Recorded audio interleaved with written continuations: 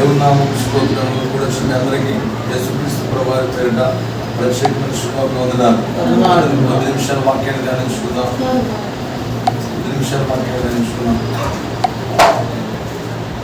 దానియేలు గ్రంథము 4వ అధ్యాయము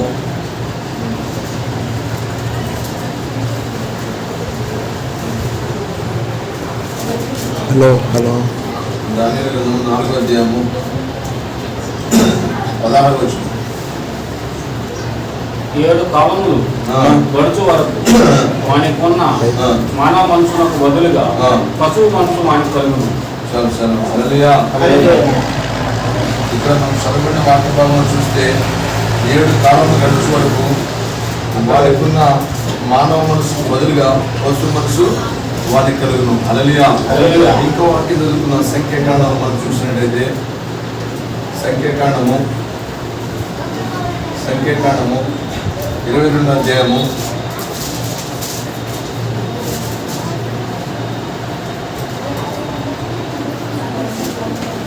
28వ వచనం. అప్పుడు యెహోవా ఆ గాడిదకు వాక్కునిచ్చాడు కనుక అది నీవు. అప్పుడు యెహోవా ఆ గాడిదకు వాక్కునిచ్చును. హల్లెలూయా. ఇక్కడ చదవబడిన వాక్య భాగం చూస్తే గాడిదకేమో దేవుడు వాక్కునిచ్చాడు. గాడిదకి ఏమిచ్చాడు? మానవ స్వరం ఇచ్చాడు. ఇక్కడ మానవ స్వరము గాడిదకి ఇచ్చాడు. ఇక్కడేమో ఈ రాజు విషయంలో మనం చూసినట్టయితే ఇతనికి పశు మనసు ఇచ్చున్నాడు. హల్లెలూయా. ఈ దినం మన వాక్య భాగం ఏంటంటే ఇక్కడ మనము రాజులకు పశు మనసు, ఇక్కడ చూసినట్టయితే గాడిదకు మానవ స్వరం.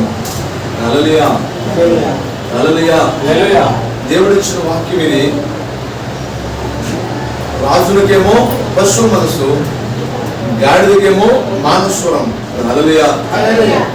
ఇప్పుడు ముందుగా పశువు మనసు గురించి చూద్దాం.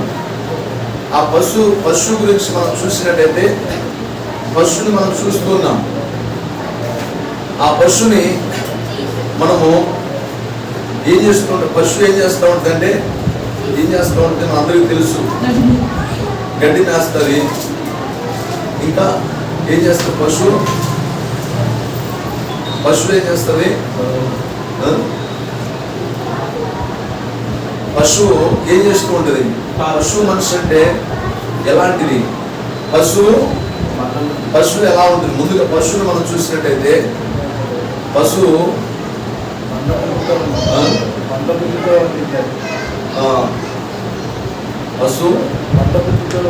మందబుద్ధితో ఉంటుంది. హల్లెలూయా. మందబుద్ధితో పశువు ఉంటుంది. అందుకే మనం చూస్తే ఏమంటారంటే పశువుని మనం ఒకవేళ మన పిల్లలు మాట వినకపోతే ఏం చెప్తూ ఉంటారు అంటే, అరే నువ్వు పశువు నువ్వు అర్థం కాదని అంటారు. ఎందుకంటే ఎన్నిసార్లు చెప్పిన వినుడు అనుకోండి, అప్పుడు మనం మాట్లాడే మాట ఏంటంటే పశువుతో పోలుస్తాం. ఏమంటావంటే నువ్వు పశువు లాంటి వాడురా, నువ్వు పశువు అంటాం. హల్లెలూయా. ఎందుకంటామంటే వీడు మాట వినకపోతే అంటాం. అంటే అక్కడ కూడా ఏంటంటే పశువు కూడా దీన్ని బట్టి ఏంటంటే మాట ఎన్ని స్వభావం ఉందని ఇక్కడ లేఖన గ్రంథం తెలియపరుస్తూ ఉంది. హల్లెలూయా.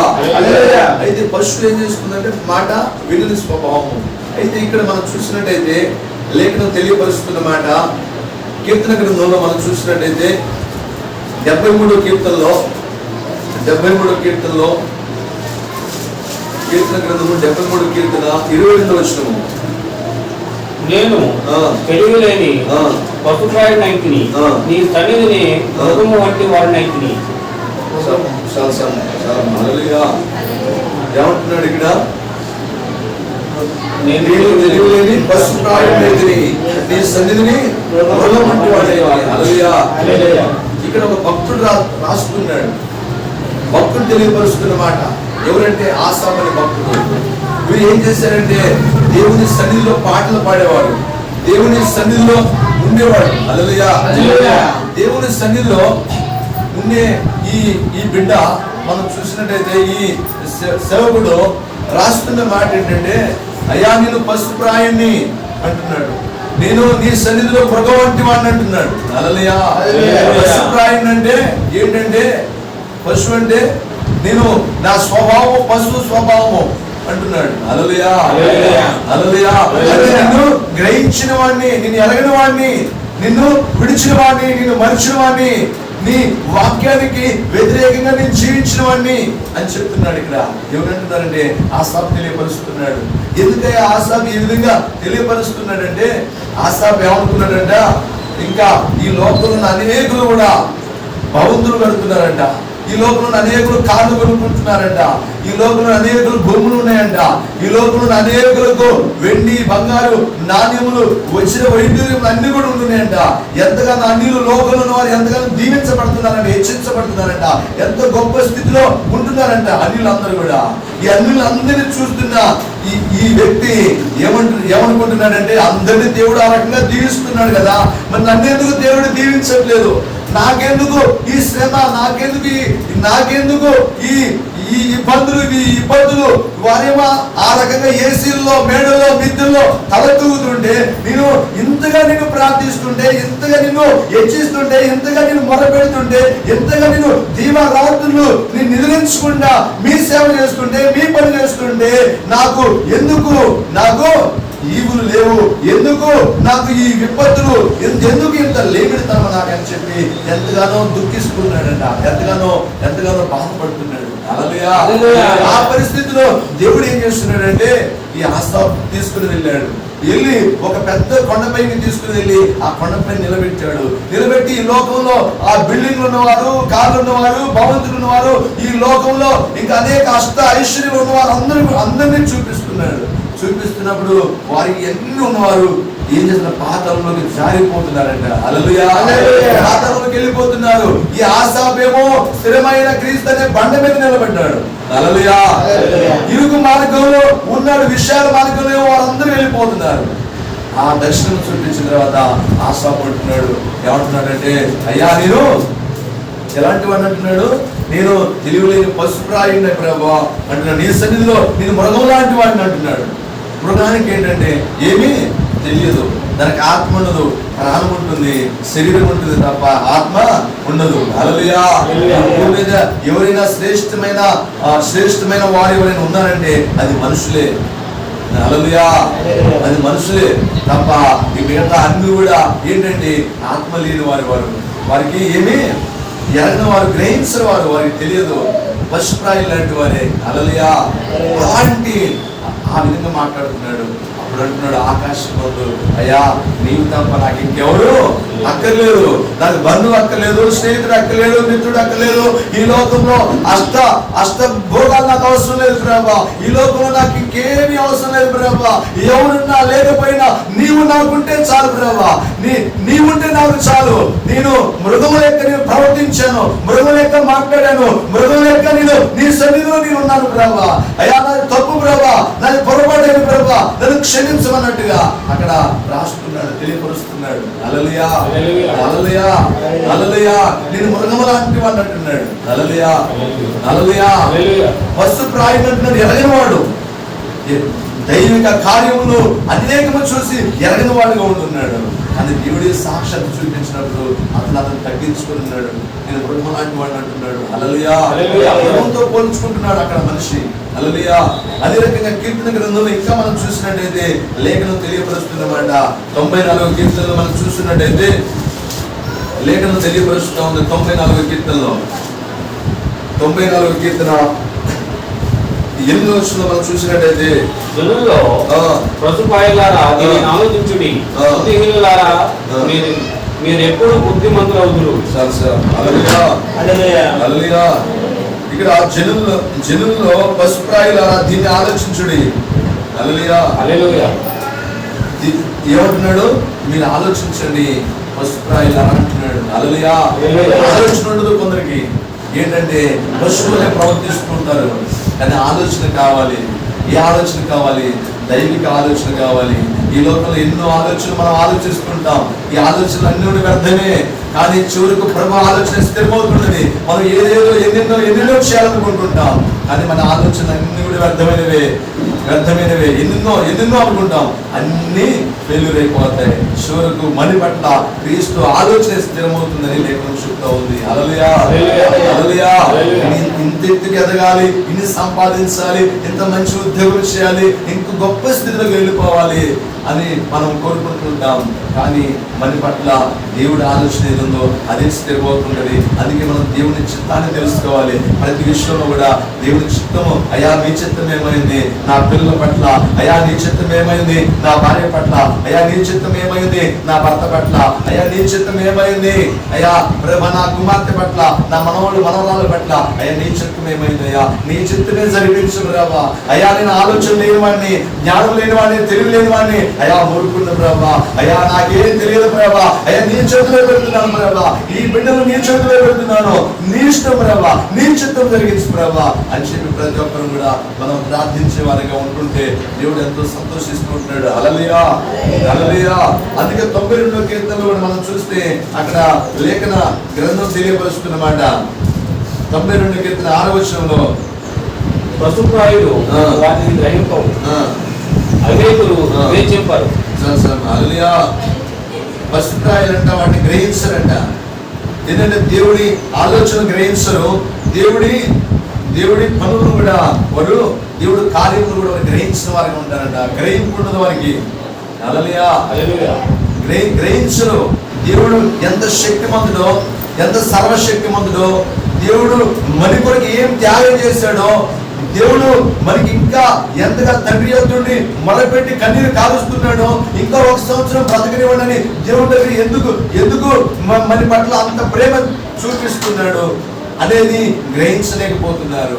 ఇప్పటికి మనం బ్రతుకున్నామంటే కేవలము ప్రభు కృప, కేవలం ప్రభు కృపతోనే మనం బ్రతుకుతున్నాం. లేకుంటే మన బలాన్ని బట్టో, మన ధనాన్ని బట్టో, మన బలగాన్ని బట్టో, లేకపోతే మనకున్న మంచి ఆరోగ్యాన్ని బట్టి కాదు మనం బ్రతికేది. దేవుడు కృప చూపుతున్నాడు కనుకనే అనేకులకు తెగులు వస్తున్నాయి. అయినప్పటికీ కూడా దేవుడు ఏ తెగులు మన గుడాలను సమీపించకుండా ఆ జీవం కలిగిన దేవుడు, ఆ దేవాది దేవుడు సంరక్షిస్తూ కాపాడుతూ మన భద్రపరుస్తూ దేవుడు తన కౌచమలే తన హస్తము కప్పున్నాడు. హల్లెలూయా, హల్లెలూయా. అందుకే మనం క్షేమంగా ఉంటున్నాం. హల్లెలూయా.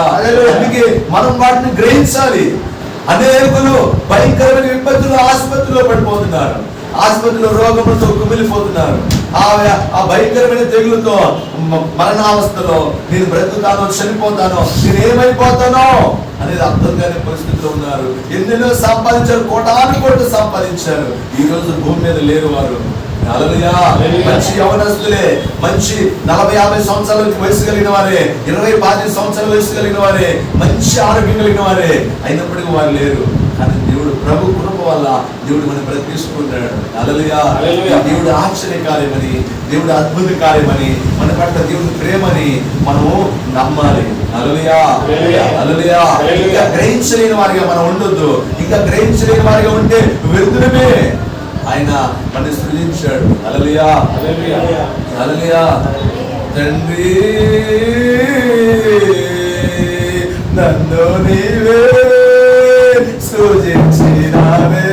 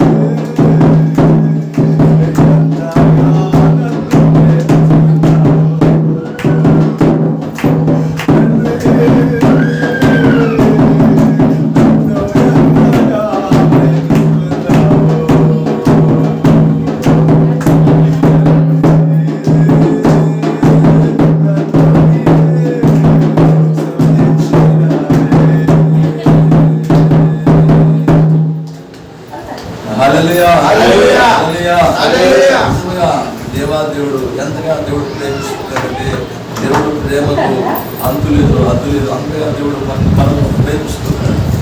అంతగా దేవుడు కార్యం అద్భుతమై దేవుడు తన సంఖ్యన ఎత్తుకుంటున్నాడు. వృద్ధాప్యములు కూడా బాల్యములు వృద్ధాప్యములు కూడా మనని మోస్తూ మన భరిస్తూ మనని ఎత్తుకొని మోసుకున్నవాడు. అందుకే మనము గ్రహించాలి. ప్రతి దాన్ని కూడా గ్రహించే వారిగా ఉండాలి. నిజంగా దేవుడు న్యాయ విధుల్లో నడుస్తుంటే, దేవుడు వాక్య మార్గంలో నడుస్తుంటే దేవుడు మనకి వివేచన గ్రహింపు దేవుడు అనుగ్రహిస్తుంటాడట. నిజంగా ఆ వివేచన మనకి రావాలంటే దేవుని సత్య మార్గంలో మనం నడవగలిగితే దేవుడు ఆ గ్రహింపు మనకు అనుగ్రహిస్తుంటాడు. హల్లెలూయా, హల్లెలూయా. అందుకే ఇక్కడ మనం చూసినట్టయితే ఇంకా బైబిల్లో రెఫరెన్స్లు ఉన్నవి. అయితే ఇప్పుడు మన వాక్యాంశం ఏంటంటే పశువు రాజులకు పశు మనసు, ఇంకా గాడిదలకు మానవ స్వరం. అయితే మొట్టమొదటిగా పశువు మనసు మనం చూసినట్టయితే ఇక్కడ ఈ 4వ అధ్యాయంలో చూస్తే ఒక రాజు ఉన్నాడు. ఆ రాజుకి ఒక కళ వచ్చింది. ఆ రాజుకు ఒక కళ వస్తే ఆ కళ ఆయన గుర్తుంది, కానీ దాని భావం అర్థం కావట్లేదు. అప్పుడు అనేకులు పిలిచాడు, కానీ గారిడి వారు, శకును గారు, అనేక జ్ఞానవంతులు, విద్యావేత్తలు అనేకులు వచ్చారు, కానీ ఏ ఒక్కరు కూడా చెప్పలేకపోతున్నారు. అప్పుడు చివరకు దానియేలు ఉంటే దానియేలు పిలిపించారు. దానియేలు వచ్చి దానియేలు చెప్పాడు, అయ్యా ఏమైందంటే చెప్పాడు విషయం. ఆయనకు వచ్చిన కళ ఏమిటంటే ఒక మహావృక్షము ఆకాశాన్ని అందుకున్నదంట. ఈ చెట్టు భూమంతా కూడా విస్తరించున్నదంట. ఆ చెట్టు పైన అనేక పక్షులు ఉన్నదంట. చెట్టు కింద అనేక జీవరాశులు ఉన్నదంట. అనేక జీవరాశులు ఆ చెట్టు కింద ఉన్నది. అయితే ఆ పరలోకంలో ఉన్న ఆ దేవుడు మాట్లాడుతున్నాడు. ఏమంటున్నాడంటే ఆ చెట్టుని నరిపేయమంటున్నాడు. హల్లెలూయా. ఆ మొద్దు తీసేయద్దు, కానీ ఆ చెట్టు కింద జీవరాశులన్నీ కూడా బయటకు పంపించేసి, ఆ చెట్టు కొమ్మల పైన పక్షులన్నీ కూడా బయటకు తొలివేసి, ఆ చెట్టుకున్న కాయలన్నీ కూడా తీసి పారవేసి, చెట్టుకున్న ఆకులన్నీ పారవేసి, కొమ్మలన్నీ కూడా కొట్టివేసి ఆ మొద్దు ఒకటి ఉంచండి అని చెప్తున్నాడు. ఆ పరలోకంలో దేవుడు మాట్లాడుతున్నాడు. హల్లెలూయా, హల్లెలూయా. ఎందుకు? సంవత్సరం ముందే దేవుడు మాట్లాడాడు. సంవత్సరం ముందే కళ ఇచ్చాడు. ఆ రాజుకు తెలియపరిచాడు. ఆ దానియేలు వచ్చి ఈ కళ భావం తెలియపరిచాడు.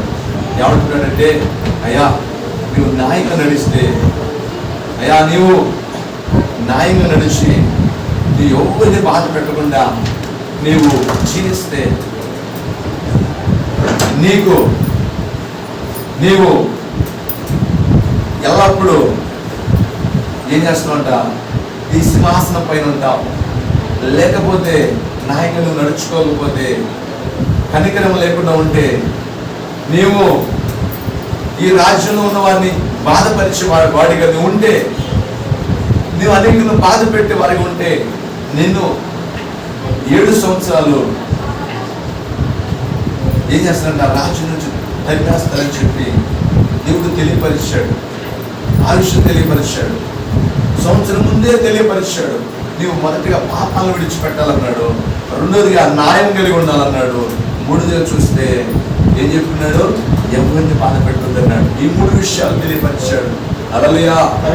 ఎవరికి? ఆ రాజుకు తెలియపరిచాడు. కానీ రాజు ఏం చేసుకున్నాడంటే, తర్వాత విన్నాడు, కానీ తర్వాత మరిచిపోయాడు.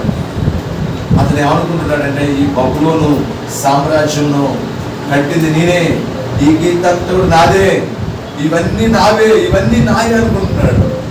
ఇవన్నీ కూడా నేను చేసినవే, ఈ పేరు ప్రఖ్యాతులన్నీ కూడా నాకే అనుకుంటున్నాడు, ఇచ్చించుకుంటున్నాడు. అందుకే సామెతల గ్రంథంలో 16-18 వాక్యం తెలియపరుస్తున్నమాట. సామెతల గ్రంథము 16-18 దేవుడు తెలియపరుస్తున్నమాట. సామెతల గ్రంథం 16-18 నాశనమునకు ముందు గర్వం నడుచును, పడిపోవుటకు ముందు అహంకారమైన మనసు నడుచును. హల్లెలూయా. హల్లెలూయా. నాశనంకి ముందు గర్వం నడుస్తుందంట. హల్లెలూయా, హల్లెలూయా. ఈ గర్వం ఏం చేస్తుందంట? ఏ మనిషినైనా నాశనం చేస్తుందంట. ఇది దేవుడు నమ్ముకున్న మనల్నైనా ఇంకా ఎవరినైనా కూడా నాశనం చేసేది ఏంటంటే గర్వమే. దేవుడు వాక్యం తెలియపరుస్తూ ఉంది. ఆ రాజుకు తెలియపరుస్తున్నాడు, నేను గర్వం కలిగి ఉండొద్దని చెప్తున్నాడు. నువ్వు తగ్గింపు కలిగి నువ్వు జీవించాలయ్యా అని దేవుడు తెలియపరుచున్నాడు. అయినప్పుడు కూడా అతను గర్వము, దేవుడు గర్వం కలిగి ఉన్నాడు. హల్లెలూయా, హల్లెలూయా. అందుకే దేవుడు ఏం చేస్తున్నాడంట? అతని సింహాసనం నుంచి దించేసి ఆ పశువు మనసు కలిగేశాడంట. అతనికి ఆ రాజ్యంలో ఉన్న వాళ్ళందరూ కూడా ఇతను పశువులే ప్రవర్తిస్తుంటే ఆ రాజ్యంలో ఉన్న వాళ్ళందరూ తరిమి వేశారంట. ఎక్కడికి? అరణ్యానికి తరిమి వేశారు. కానీ ఇప్పుడు ఈ రాజు ఒకప్పుడు నాది నాది నాది అనుకుంటున్న ఆ బబులను సామ్రాజ్యం విడిచిపెట్టాడు. నాది నాది అనుకుంటున్న సింహాసనం విడిచిపెట్టాడు. నావాడు అనుకుంటున్న ఆ భార్యను విడిచిపెట్టాడు. నావాడు అనుకుంటున్న బలగాన్ని విడిచిపెట్టాడు. నాది నాది అనుకుంటున్న ప్రతిని విడిచిపెట్టి ఏమీ లేకుండా ఆ సమస్తను విడిచి ఇప్పుడు పరిగెత్తి ఇప్పుడు అరణ్యంలోకి తరుపుతున్నారు ఆ రాజుని. ఒకప్పుడు నీవే నీవే నీవే నా రాజు అని అందరూ కూడా దండాలు పెడుతున్నారు. ఇప్పుడు వాళ్ళందరూ కూడా ఏం చేస్తున్నారంటే ఇతను పశువు మనసు కలగానే పశువులే ప్రవర్తిస్తుంటే ఇతను పరిగెత్తించారు ఆ రాజ్యంలో నుండి. తట్టుకోలేక రాలేస్తున్నారు, కొందరు కొట్టబోతున్నారు, కొందరు కర్రలు పట్టుకొని ఉరికొస్తున్నారు. అతను ఏం చేయాలో అర్థం కావట్లేదు. చివరికి భార్య అయినా, చివరికి పిల్లలైనా, చివరికి కుటుంబం అయినా, చివరికి ప్రతి ఒక్కరు కూడా చివరికి ఏం చేయాలో అర్థం కాలేదు. చివరికి అరణ్యానికి పరిగెత్తుతున్నాడు. అరణ్యంలో ఆకులు తింటున్నాడు, అలములు తింటున్నాడు, అరణ్యంలో గడ్డి తింటున్నాడు. రాజభోగం అనుభవించవలసిన వాడు. రాజ పేలస్ లో అతను కావాలనుకున్న 100 రకాల 1000 రకాల కూరలు ఆయన ముందుకు వచ్చేవి, 1000 రకాల భోజనాలు ఆయన ముందుకు వచ్చేవి. ఆయన కొదలు ఏమీ లేదు, అన్ని కూడా ఆయన ముందుకు వచ్చేవి. ఆయన పిలువకు మునిపి అన్ని సమృద్ధిగా ఎందరో వంటవారు, ఎందరో పనివారు అతనికి ఉండేవారు, ఎందరో భార్యలు అతనికి ఉండేవారు, ఉపపత్తులు ఉండేవారు, ఎంతో మంది పిల్లలు ఉన్నారు, సమస్తం ఉంది. కానీ ఇప్పుడు చూసినట్టయితే ఒక్కడిగా ఒంటరిగా ఇప్పుడు అరణ్యంలో ఉన్నాడు, ఆకులు తింటున్నాడు. హల్లెలూయా, హల్లెలూయా, హల్లెలూయా. ఏమీ లేదు, ఏమీ లేకుండా బుద్ధి చేతుకునే అరణ్యంలో 7 సంవత్సరాలు అరణ్యంలోనే ఉంటున్నాడు. పశువులే వేస్తున్నాడు, పశువులే పోయి నీళ్లు తాగుతున్నాడు, పశువులే ఇంకా అన్ని పనులు కూడా పశువులే ఉన్నాడట, పశువులే ఉన్నాడు. చివరకు 7 సంవత్సరాల సమయంలో ఆయన చుట్టూ కూడా ఈగల వలె పెరిగిపోయిందంట. ఒక పక్షి ఈగల వలె గోర్లన్నీ కూడా పక్షిరాజు గోర్లు వలె గోర్లన్నీ పెరిగిపోయినట్ట, గడ్డం పెరిగిపోయింది. పిచ్చివాడి వలె ఉండిపోయి ఉన్నాడు. నాది నాది నాది నాది అనుకున్నాడు, కానీ ఇప్పుడు ఏది ఆయనతో రాలేదు. చివరికి పిచ్చివాడి వలె అరణ్యంలో ఉంటున్నాడు, పిచ్చివాడి వలె అరణ్యంలో ఉన్నాడు. మనం కూడా మన జీవితంలో అనేకం కూడా మనం అనుకుంటూ ఉంటాం, ఇది నాది అది నాది అది నాది అనుకుంటుంటాం. కానీ నిజంగా దేవుడు తెలియపరిచే మాట ఏంటంటే ఏది కూడా మనతో రాదు. ఆ జీవం కలిగిన దేవుడే మనతో ఉంటే మనకు తగ్గింపు మనసు దేవుడు అనుగ్రహిస్తూ ఉంటాడు. ఆ సర్వశక్తి మంతుడే మనకు నూతన దేవుడు మనకు అనుగ్రహిస్తూ ఉంటాడు. నూతన ఆలోచన దేవుడు కలగజేస్తాడు. ఆ దేవుడు మనతో ఉంటే ఆ రాజ్య భోజనము ఆ దేవుడే మనకి సిద్ధపరుస్తాడు. ఒకవేళ కుంటివాడైనా అతని మోపి భవిష్యత్తును చూస్తే ఎక్కడో మాకి గృహంలో ఉంటున్నాడు, ఉంటే తన వారందరూ కూడా చనిపోయి ఉన్నారు. దిక్కుమాలిన వాడు ఎక్కడో ధనవంతులు ఉంటున్నాడు. అయినప్పటికీ కూడా రాజు హృదయం మార్చి, దావీదు హృదయం మార్చి అక్కడికి షేబాను పంపించి, పనివాడిని పంపించి మరలా పిలిచి ఆ రాజ్య భోజనం నువ్వు చేయాలి, నా పిల్లలతో నీవు నా భోజనం బల్ల మీదనే ఉండాలి, నువ్వు నీ జీవిత కాలం అంతా కూడా నీ ఇక్కడే ఉండాలని చెప్పున్నాడు. ఒక గుడ్డివాడికి ఆ రాజ్య భోజనం మీద, ఆ గృహంలో ఆ బల్లపై నీ జీవితాంతము నీ రాజ బల్ల మీద నీ భోజనం చేయాలని రాజు ఆజ్ఞించున్నాడు. ఒకప్పుడు ఎక్కడో భయపడుతూ ఒకవేళ బిక్కున రాజు ప్రాణం తీస్తాడేమనుకున్నాడు. కానీ రాజు దేవుడు ఉపకారం చేసేవాడు, దైవిక మనసు కలిగిన వాడు. ఆ రాజు నిజంగా సంపాదించిన వాడు, ప్రేమించి హత్తుకొని అన్ని కూడా సిద్ధపరుచున్నాడు దేవుడు. హల్లెలూయా, హల్లెలూయా. ఎంత మంచి దేవుడు. దేవుడు కుంటివాడిని మర్చిపోయేవాడు కాదు, గుడ్డివాడిని మర్చిపోయేవాడు కాదు. వాళ్ళ తల్లిదండ్రులు అందరూ కూడా యుద్ధంలో కూలి చనిపోయారు, కానీ ఎక్కడో మూల కుంటివాడిగా ఉన్నాడు. కానీ ఆ జీవం కలిగిన దేవుడు మర్చిపోలేదు. హల్లెలూయా. మనలో కూడా మర్చిపోడు మన దేవుడు కూడా జీవం కలిగిన దేవుడు, జీవాధిపతి, ఎన్నడూ మన చేయి విడిచిపెట్టిన మన దేవుడు. హల్లెలూయా. పర్వతాలు తొలగిన మెట్టుల తదిలిన నా కృప ఎన్నడూ కూడా విడిచిపోదని లేఖనం తెలియపరుస్తా ఉంది. మన దేవుడు విడిచే దేవుడు కాదు. హల్లెలూయా. అలాంటి జీవం కలిగిన దేవుణ్ణి మనం నమ్ముకొని ఉన్నాం. అలాంటి దేవుణ్ణి అయితే ఇతను హెచ్చించుకున్నవాడు పరిస్థితి చూస్తే అలాంటి దౌర్భాగ్యమైన పరిస్థితులకు వెళ్ళిపోయాడు. హల్లెలూయా. దేవుడే అతని గొప్ప స్థితిలో తీసుకొచ్చాడు. ఒక అధికారిని దేవుడు నియమించేది దేవుడేనంట. ఒక అధికారిని, మన దేశానికి ప్రధానమంత్రిని నియమించేది కూడా మన దేవుడే. ముఖ్యమంత్రి నియమించేది దేవుడే. ముఖ్యంగా రాజకీయ నాయకులు ఏర్పరిచేది దేవుడే. ఉద్యోగస్తుల్ని అత్యుత్తమైన స్థితిలో పెట్టేది దేవుడే. రాజుని ఏర్పరచుకునేది కూడా దేవుడే. అందరూ కూడా దేవుడు గొప్ప స్థితిలో పెడతాడు. కానీ నేనే పైకి వచ్చాను, నేనే బాగా చదువుకున్నాను, నేనే ఎంతో సంపాదించుకున్నాను అనుకుంటాం. కానీ అది ఏమీ కాదు. ఆ దేవుడు చూడకపోతే నిజంగా మనం ఎంతో దౌర్భాగ్య స్థితిలో ఉంటాం. అంత స్థితిలోకి దేవుడు తీసుకెళ్తే చివరకు దేవుడు దర్శనం ఇచ్చినప్పటికీ, అతను తెలియపరిచినప్పటికీ అతను మర్చిపోయి గర్విష్ఠుడిగా ఉంటే దేవుడు అలాంటి పశువు మనసు దేవుడు కలగజేశాడు. హల్లెలూయా. పశువులే ప్రవర్తిస్తున్నాడు, పశువులే నడుస్తున్నాడు. హల్లెలూయా. నిజంగా దేవుని బిడ్డగా నీవు నిజంగా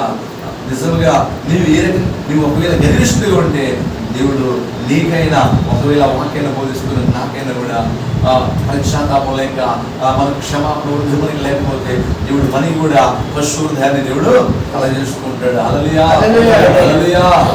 హల్లెలూయా.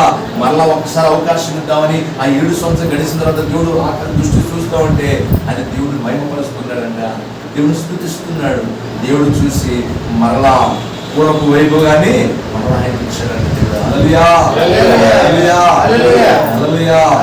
అప్పుడు నువ్వు దేవుడిని గణపరిచేదానివేమో, గణపరిచేవాడేమో.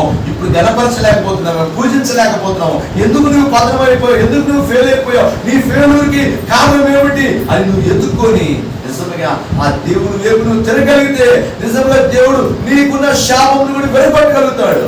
ఆ దేవాది దేవుడు అద్భుతకరమైన దేవుడు. హల్లెలూయా.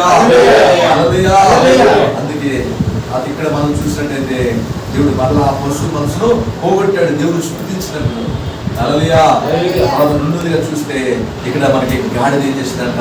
స్వరమెత్తి మాట్లాడిందంట. చూస్తే ఈ ప్రపంచ చరిత్రలో ఎక్కడ చూసినా కూడా ఏ జీవి మాట్లాడినట్టు లేదు. హల్లెలూయా.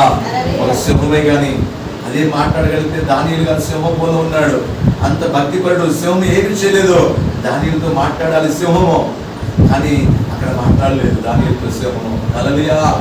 అనేక పక్షులు కూస్తుంటాయి, కోడి కూస్తూ ఉంటది, కానీ అదే కోడి కూస్తూ ఉంది. మనం చూస్తున్నప్పటి నుంచి ఒకవేళ మన పితృల కాలం ముందు నుంచి ఉన్నా కూడా అదే రకంగా కోడి కూస్తూ ఉంది. హల్లెలూయా.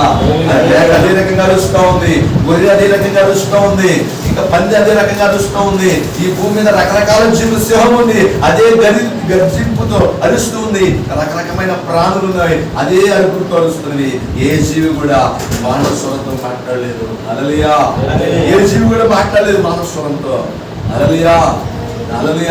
ఇక్కడ మనం చూసినట్లయితే లేఖన గ్రంథం తెలియపరుస్తున్నమాట, ఈ వ్యక్తి ఈ గాడిద మానస్వరంతో మాట్లాడుతుందంట. హల్లెలూయా. ఎందుకు మానస్వరంతో ఈ గాడిద మాట్లాడుతూ ఉంది? ఈ గాడిద మానస్వరంతో మాట్లాడడానికి కారణం ఏమిటి అనేది మనం బైబిల్ గ్రంథంలో చూస్తే అదే సంఖ్యాకాండంలో 22వ అధ్యాయంలో ఇప్పుడు మనం చూసిన చదువుకున్న వాక్యం వచ్చి మరొకసారి చదువుదాం. 22వ. అప్పుడు యెహోవా ఆ గాడిదకు వాక్కునిచ్చిన కనుక అది నీవు నన్ను మారు కొట్టితివి, నేను నిన్నేమి చేసినని బిలాముతో అనగా బిలాము నీవు నా మీద తిరుగుబడితివి. ఇక్కడ ఆ గాడిద చెప్తున్న మాట ఏంటంటే, గాడిద ఏం చేస్తా ఉంది? మాట్లాడుతూ ఉంది. గాడిద మానస్వరంతో మాట్లాడుతూ ఉందంట. హల్లెలూయా. మాట్లాడుతూ ఉంటే మనం వింటూ ఉంటాం, బొమ్మలు మాట్లాడుతూ ఉంటూ వింటుంటాం మనము. కానీ ఒకవేళ సినిమాలో గ్రాఫిక్స్ పెడితే వింటాం, కానీ ఒక తొలి బొమ్మలు ఆటలు ఇంకేది ఎలాంటి వాటిలో చూస్తుండొచ్చేమో. కానీ బైబిల్ చెప్తున్న మాట ఏంటంటే, దేవుడు చెప్తున్న మాట గాడికి వాక్యం ఇచ్చాడంట. అందుకే దేవుడు ఒక సందర్భంలో అంటాడు, ఏమంటాడంటే యేసు ప్రభువారు మహిమ పొందుతున్నాడు. యేసు ప్రభువారు ఇక్కడ శిలువ శిక్షకు దగ్గరైన సమయంలో, యెరూషలేముకి వెళ్తున్న సమయంలో, ఆ సమయంలో బాగా కేకలు వేస్తున్నారు. దావీదు కుమారుడికి జయము జయము జయమని ఆర్తనాదాలతో కేకలు వేస్తున్నారు. ఆ వేస్తున్న సమయంలో అక్కడ చూసినట్టయితే అక్కడ శాస్త్రులు పరిశీలు వాళ్ళందరూ కూడా ఏం చేస్తున్నారంటే, అయ్యా మీ శిష్యులు కేకలు వేస్తున్నారు, అయ్యా ఒకసారి ఆ కేకలు ఆపేయమంటున్నాడు అని చెప్తున్నారు వారు. అయితే అప్పుడు ప్రభువారు అంటున్నాడు, ఒకవేళ ఈ దినమున వీరు నోరు మూయొచ్చేమో, కానీ అవసరమైతే ఈ దినం ఈ రాళ్ళు కేకలు పెడతాయి అంటున్నాడు. హల్లెలూయా. అంటే దేవుడు ఏం చేయగలుగుతున్నాడు ఇప్పుడు? ఒకవేళ ఆ నోళ్ళు ముగిస్తే దేవుడు ఈ రాళ్ళతో మాట్లాడిస్తాడు. ఆ దినం ఏమంటే ఆ రాళ్ళు దావీదు కుమారుడికి జయము, దావీదు కుమారుడికి జయము, యూదా గోత్రానికి సింహానికి జయము అని చెప్పి ఆ రాళ్ళు కేకలు వేసిస్తాడు మన దేవుడు. హల్లెలూయా. అందుకే దేవుడు ఒక మాట చెప్తున్నాడు, 4:11 అంటున్నాడు. ఏమంటున్నాడంటే, మోషే గారిని పదలో ఉండి దేవుడు మాట్లాడుతున్నాడు. పదలో ఉండి ఒక స్వరం వినపడతా ఉంది మోషేతోటి. మోషే అని పిలిచాడు. దగ్గరికి వచ్చిన తర్వాత అప్పుడు మోషేతో అంటున్నాడు, నా ప్రజలు బాధతో దుఃఖంలో ఉన్నారు, ఐగుప్తుకి వెళ్ళి నా ప్రజలను విడిపించమంటున్నాడు. అయ్యా నేను నత్తివాడిని, నేను మాటలు రాను అని అంటున్నాడు. అప్పుడు మోషేతో దేవుడు చెప్తున్న మాట 4:11 ఏమంటున్నాడంటే, మూగువాడిగా చేసింది ఎవరు? నేనే. గుడ్డివాడిగా చేసింది ఎవరు? నేనే. గుడ్డివాడిగా చేసింది ఎవరు? నేనే అంటున్నాడు. అందుకే బైబిల్ గ్రంథం చెప్తుంది, ఎవరు మనం సృజించింది?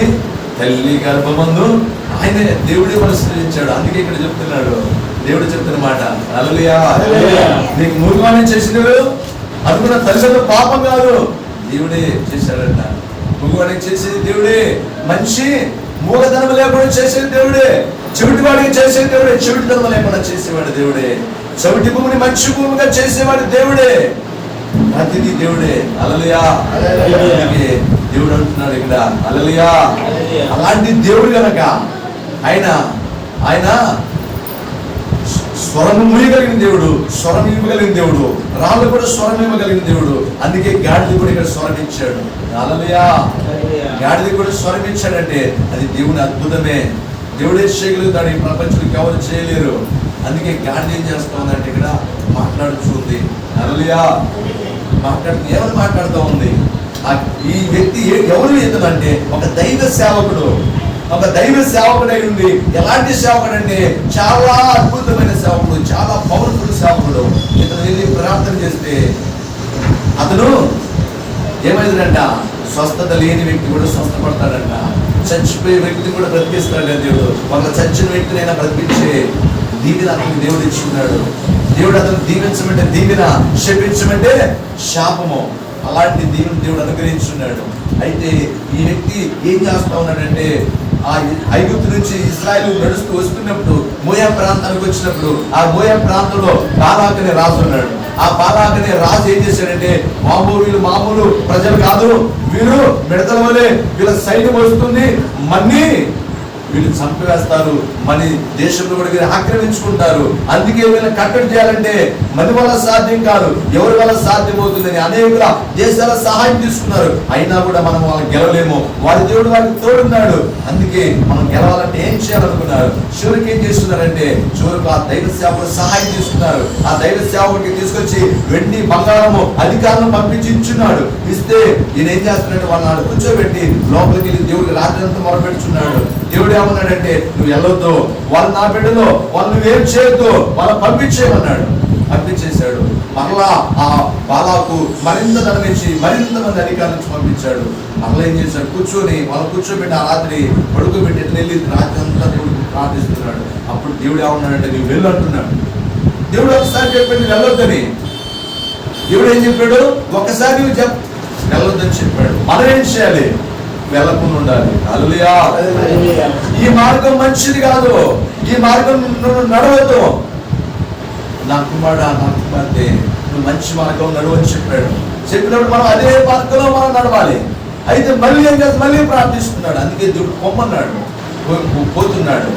పోతున్నప్పుడు ఆ గాడితోని ఎక్కి గాడిత పైన గంత కట్టుకుని వెళ్తున్నాడు. ఇద్దరు పని వాళ్ళు కూడా వెళ్తున్నారంట.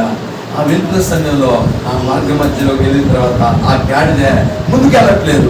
ఆ గాడిద ఏం చేస్తుందంటే పక్కకి పొలంలో గుంజుకొని పోతా ఉందంట.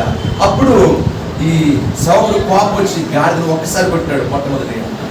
మరలా ఈ గాడిద ఏం చేసిందంటే మరలా ద్రాక్ష తోటలోకి ఆ గోడకెళ్ళి చేసినప్పుడు ఇతను కాలు మొత్తబడిందంట.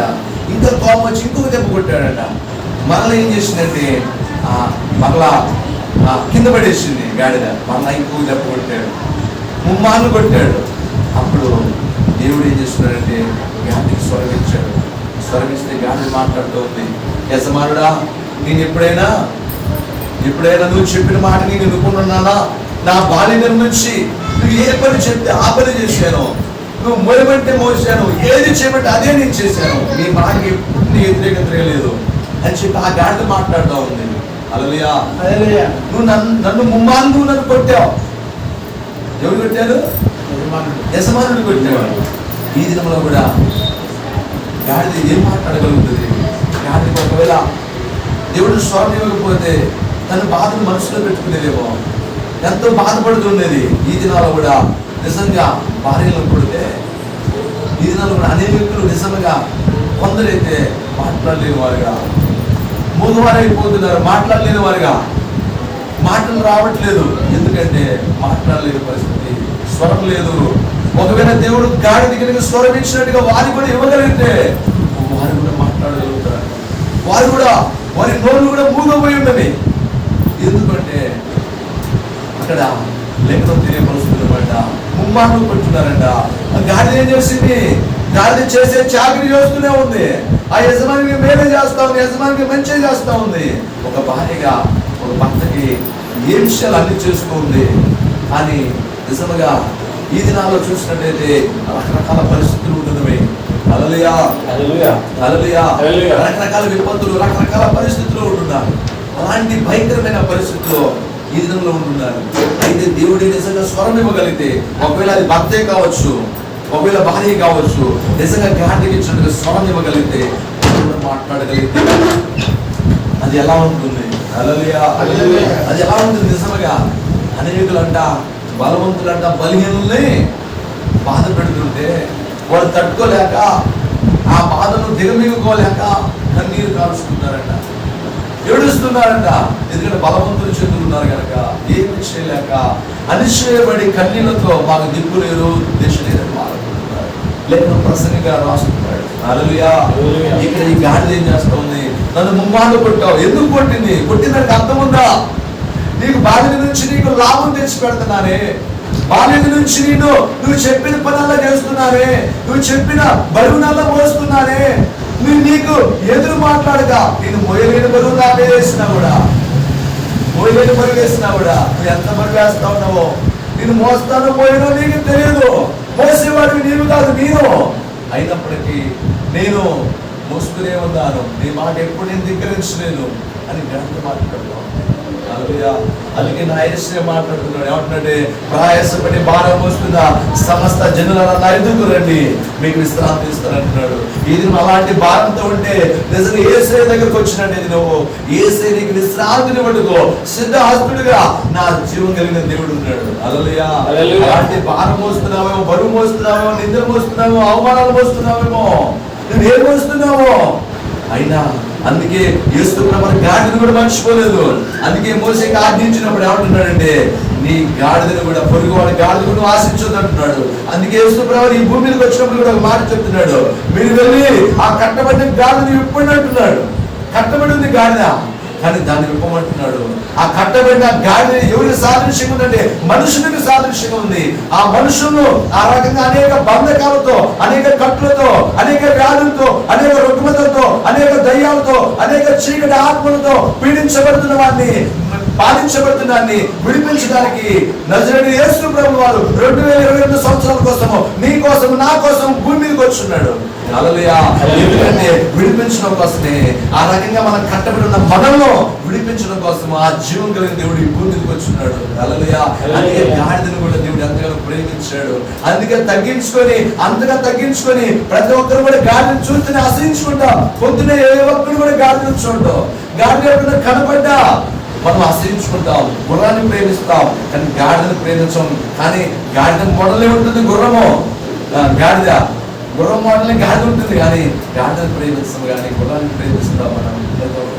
హల్లెలూయా. కానీ నా యేసయ్య గుర్రాన్ని ప్రేమించలేదు, గాడిదని ప్రేమించాడు. ఎందుకంటే ఆయన తగ్గింపు కలిగిన వాడు. హల్లెలూయా, హల్లెలూయా. అందుకే మనకు కూడా చూపించాలని, మనం కూడా తగ్గింపు కలిగి ఉండాలని. ఆ పనికి రాంది, యూజ్లెస్ గా ఉంది, యథార్థంగా ఉంది, అందరూ వద్దనుకున్నది దేవుడు ప్రేమిస్తాడు. హల్లెలూయా. అందుకే దేవుడు ఎవరిని వద్దనుకుంటారు? ఈ ప్రపంచం అంతా వద్దనుకోవచ్చు, నిన్ను నన్ను, కానీ నీకు నాకు మన దేవుడు ఉన్నాడు. ఎందుకంటే అందరూ వద్దనుకుంటే అప్పుడు మన దేవుడు మనకు తోడుగా ఉంటాడు. అది నిజము, అది నిజము. నిజముగా కొన్ని సంవత్సరాల క్రితం నేను ఒక్కనే ఉన్నాను, నాకెవరు లేరు, భార్య కూడా తెలియని పరిస్థితిలో ఉంది. అలాంటి భయంకరమైన పరిస్థితి ఉన్నప్పుడు నా తండ్రి తెలియదు, నా అన్నదమ్ములు కూడా ఎవరు తిరగడవారు, వాళ్ళు ఎవ్వరు కూడా తెలియని వాళ్ళు నన్ను విడిపించలేకపోయారు. ఏ ఒక్కరు కూడా నన్ను విడిపించలేకపోయారు. కానీ నిజంగా అందరూ నాకు బంధువులు, వాళ్ళు విడిపించలేదు. కానీ నిజంగా నన్ను ప్రేమించారు. నేను ఇదే ఒక పశువుని నేను ప్రవర్తించున్నాను, అయినా ఆ పశువులే ఉన్నా, ఆ పశువుని నన్ను కూడా నా దేవుడు ప్రేమించున్నాడు. ఎందుకు? దేవుడు అంత మంచి దేవుడు. పనికిరాని వాడిని, పిరికివాడిని, ఒక మోసగాడిని, ఒక భయంకరమైన బలహీనుడిని, అయినా దేవుడు నన్ను ప్రేమించాడు. ఎందుకంటే ఎవరు ప్రేమించకపోతే నా దేవుడు నన్ను ప్రేమిస్తాడు. ఎవరు ప్రేమించినప్పుడు నన్ను ఎత్తుకునే దేవుడు మన దేవుడు. హల్లెలూయా. ఎవరు ప్రేమించినప్పుడు మనం భయపడాల్సిన అవసరం లేదు. ఎందుకంటే ఎవరు లేనప్పుడు యేసయ్య మనల్ని ఎత్తుకుంటాడు. హల్లెలూయా, హల్లెలూయా. ప్రేమించినప్పుడు మన దేవుడు ఎత్తుకుంటాడు.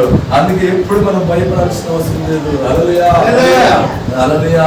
అందుకే గాడిద మాట్లాడుతూ ఉంది, ముమ్మార్లు నన్ను కొట్టేవంటుంది. హల్లెలూయా, ముమ్మార్లు కొట్టినాడు. ఆ గాడిద అంత మేలు చేసే గాడిదకు ముమ్మార్లు కొట్టినాడు. అందుకే దేవుడు ఏం చేస్తున్నాడు? స్వరం ఇచ్చి మాట్లాడించున్నాడు. హల్లెలూయా. అది మాట్లాడుతున్నా కూడా ఇంకా గుర్తించలేకపోయాడు. అంత గొప్ప సేవకుడే, అంత గొప్ప సేవ చేసిన వాడు. ఆ గాడిద మాట్లాడుతూ ఉంటే, ఈ దినం ఏంటి గాడిద మాట్లాడుతూ ఉంది, ఇన్ని సంవత్సరాలు ఎప్పుడు కూడా గాడిద మాట్లాడలేదు అని వివేచన లేని వాడు, గ్రహించలేని వాడుగా ఒక పశు ప్రాయుడుగా ఉన్నాడు. ఈ సేవకుడు కూడా ఒక పశువులే ఉన్నాడు. హల్లెలూయా, హల్లెలూయా, హల్లెలూయా. ఒక పశు ప్రాయుడులే ఉన్నాడు. కానీ ఎందుకు ఆ గాడిద ఎందుకు అతని మోయకుండా పడివేసింది? అతను ఎందుకు వెనకకు మళ్లించింది? ఎందుకు అతని కింద పడివేసింది? అన్ని దెబ్బలు కొట్టినా అది భరించింది. ఎందుకు అంటే నా సేవకుడు, నా యజమానుడు ప్రాణముని రక్షించాలని. హల్లెలూయా. నిజంగా ఆ గాడిదకు ఒక దూత కనబడిందంట. ఆ దూత ఒక పెద్ద ఖడ్గం పట్టుకుని ఉంది. ఒక అడుగు ముందుకేస్తే గాడిదను కాదు చంపేది, ఎవరు చంపితే యజమానుడినైనా. ఆ బిలామును చంపడానికి కత్తి పట్టుకొని ఒక దూతని దేవుడు పంపించాడు. నిమిషంలో బిలాము చచ్చిపోయేవాడు. కానీ ఆ గాడిద కన్ను తెచ్చాడు కనుక, గాడిద చూసింది కనుక ఆ దూతని, నా యజమాను చనిపోవద్దు, బాల్యం నుంచి నన్ను పోషించాడు, బాల్యం నుంచి నన్ను భరించాడు, బాల్యం నుంచి తనకు నాకు అన్ని మేత, అన్ని ఆహారము, నీళ్లు అన్ని సమకూర్చాడు. కానీ నా యజమానునికి నేను నీతిగా, నా యజమాను కొరకు నేను నిలబడాలి, నా యజమాను కొరకు నేను ఎక్కువ దెబ్బతిన్నా పర్లేదు, కానీ నా యజమానుడు ఈ దినం చనిపోవద్దు. చూడు ఎంత మంచి ప్రేమ కలిగింది ఆ గాడిద. హల్లెలూయా, హల్లెలూయా. మంచి, అందుకే దేవుడు ఏం చేశాడంటే, అంత మంచి స్వభావం గాడిదలో ఉంది కనుక దేవుడు ఏం చేస్తున్నాడంటే దానికి స్వరం ఇచ్చి మాట్లాడించున్నాడు. హల్లెలూయా, హల్లెలూయా, హల్లెలూయా. ఒకవేళ ఈ దినం మనం కూడా గాడిద వలె అని అనుకోవచ్చు లోకంలో, అయితే ఒక దినం ఆ దేవుడే స్వరంతో మనతో మాట్లాడతాడు. హల్లెలూయా. ఆ దేవుడే స్వరంతో మనతో మాట్లాడతాడు. ఎందుకంటే పనికిరాని వాడు, ఒక గాడిద లాంటి వాడు, ఒక పశువు లాంటి వాడు, పశు ప్రాయుడు, ఒక మృగం అనుకోవచ్చు. ఈ లోకంలో అనేకులు కూడా నిజంగా నువ్వు దేవుడి పక్షం నుండి దేవుడి మార్గంలో నడిస్తే, దేవుడిని నువ్వు మోయగలిగితే, ఆ గాడిద యజమాని మోసినట్టుగా నువ్వు నిజంగా నువ్వు దేవుడిని మోయగలిగితే దేవుడు కంపల్సరిగా అద్భుతం చేయగలుగుతాడు. హల్లెలూయా. అద్భుత కార్యము జరిగిస్తాడు, నీతోనే మాట్లాడతాడు. స్వరమెత్తి ఆ దిన ఇశ్రాయేలు దేశంలో దేవుడు ఏం చేస్తున్నాడు? ఒక చిన్న బాబుతో మాట్లాడాడంట.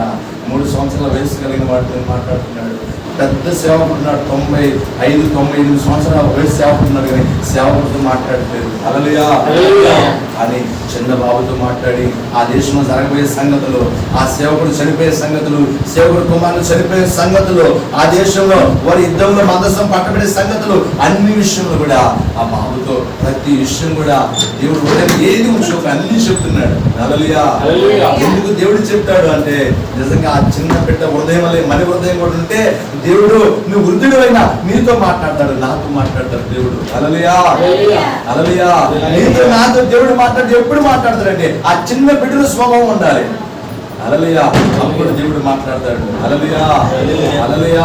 అందుకే దేవుడు ఆ గాడిద చిన్న పిల్లల స్వభావం కలిగింది కనుక ఆ గాడిద ఏంటంటే ఇంకా ఇంకా హృదయంలో ఏమీ కల్మషం లేదు కనుక ఆ దేవుడు ఆ స్వరమెత్తి ఆ గాడితో మాట్లాడించున్నాడు. హల్లెలూయా. అనేక జీవరాశులనివి, అనేక జంతువులనివి, అనేక సింహములని వాటితో మాట్లాడించవచ్చు దేవుడు. కానీ పనికిరాని దాని ద్వారానే దేవుడు మాట్లాడించున్నాడు. ఈ దినం కూడా అనేకులు పనికిరాని వారు, నాలాంటి వారు అనేకులు ఈ భూమి మీద పనికిరాని వారు ఉన్నారు, బలహీన పనికిరాని వ్యక్తులు ఉన్నారు. కానీ దేవుడు నిజంగా ఆ గాడిద వలె దేవుడు పని నేను కూడా చేయగలిగితే నా దేవుడు నాతో మాట్లాడతాడు. ఒకవేళ నేను ఆ గాడిద వలె చేయకుండా ఒక పశువు మనసు నేను కూడా కలిగి ఉంటే నాతో కూడా దేవుడు మాట్లాడు. హల్లెలూయా. నాతో మాట్లాడాలన్నా, అదే సేమ్ టైం నీతో మాట్లాడాలన్నా, ప్రతి ఒక్కరితో దేవుడు మాట్లాడాలన్నా మనం చేయవలసింది ఏంటంటే, మనం ఆ గాడిద ఏ రకంగా తగ్గించుకునుందో, ఎప్పుడైనా బరువు వేస్తే ఏం చేస్తూ ఉంటుంది, అది కిందకే తల ఉంచుతూ ఉంటుంది. ఎప్పుడు కూడా ఎంత బరువునైనా మోసుకుని ఉంటుంది.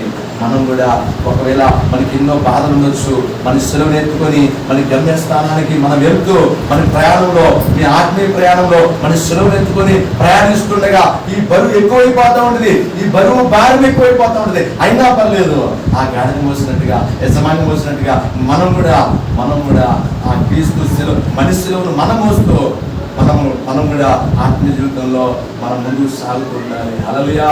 మన వరకు నమ్మకంగా ఉంటే దేవుడు జీవకిరీటం ఇస్తాడు. హల్లెలూయా. ఒకరి గురించి మనకు అవసరం లేదు, వారు ఎలాంటి వారైతే వారి క్రియను బట్టి దేవుడు వారికి తీర్పిస్తాడు. నిజంగా నమ్మకంగా ఉంటే నీవు జీవ వృక్ష ఫలమును నీవు పూజిస్తావు. హల్లెలూయా. నమ్మకత్వంగా దేవుడు ఉండాలని కోరుకుంటున్నాడు. అందుకే దేవుని బిడ్డలంగా ఏదైనా దేవాదేవుడే స్వరమెత్తి నీతో నాతో మాట్లాడున్నాడు. ఇది దైవ స్వరమే, మానవ స్వరము కాదు. అందుకే దేవుడు మాట్లాడున్నాడు. పశువు మనసు కలిగి ఉంటావా? గాడిద స్వరమలే, నిజంగా గాడిద వలె దేవుడికి నీవు తల ఉంచుకొని దేవుడు పరిచయంలో ముందుకు సాగుతూ నువ్వు ఒక విశ్వాసమైన ఒక పాత్రగా నువ్వు వాడబడితే, ఒక పనిముట్టిగా వాడబడితే, ఒక పనికిరాని పాత్రను కూడా పనికొచ్చే ప్రయోజనకరంగా చేయగలిగిన దేవుడు మనము కలుగున్నాం. నిజంగా దేవుడు నిన్ను కూడా, నీతో కూడా, నాతో కూడా, అందరితో కూడా దేవుడు మాట్లాడుతుంటాడు. ఆ దేవుడు మాట్లాడితే ఆనందము, ఆ దేవుడు మాట్లాడితే సంతోషము, ఆ దేవుడు మాట్లాడితే దుఃఖదిన సమర్థమైతే, ఆ దేవుడు మాట్లాడితే ఎంతో శక్తిని కలిగి ఉంటాం, బలం కలిగి ఉంటాం, స్వస్థత కలిగి ఉంటాం, ఎంతో 1000 ఏళ్ళ బలం మనకు కలిగి ఉంటుంటుంది. ఆ దేవుడి మనతో మాట్లాడితే అది ఎలాంటి క్లిష్ట పరిస్థితులైనా మనం జయించగలుగుతాం. ఏదైనా మనకి మనం ఎన్నడు కూడా భయపడము. హల్లెలూయా. హల్లెలూయా. నా యేసు నాతో ఉండగా భయమే లేదు నాకింకా. నా యేసు నాతో